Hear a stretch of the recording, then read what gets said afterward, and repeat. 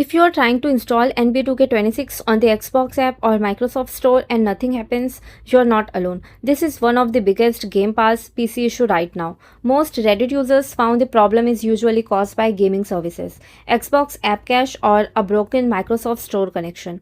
First fix: repair gaming services. Open the Xbox app, tap your profile picture, then open support and run the gaming services repair tool.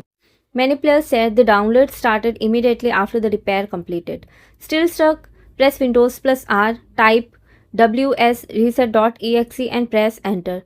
A black window will appear for a few seconds, don't close it. When Microsoft Store opens automatically, try installing the game again.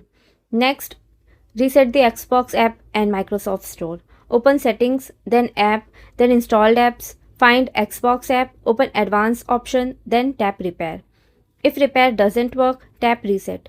Do the same for Microsoft Store. Another popular Reddit fix is checking the Microsoft Store install service. Press Windows plus R, type services.msc and press enter. Find Microsoft Store, install service. If it's stopped, start it and set startup type to automatic. Now check delivery optimization. Open settings, then Windows update, then advanced option.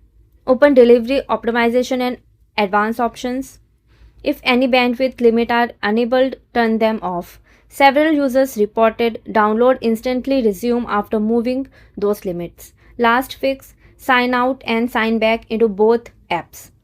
Sign out of Microsoft Store, sign back in, then do the same in the Xbox app. A lot of players said this refreshed their license, check and fix the install button not working.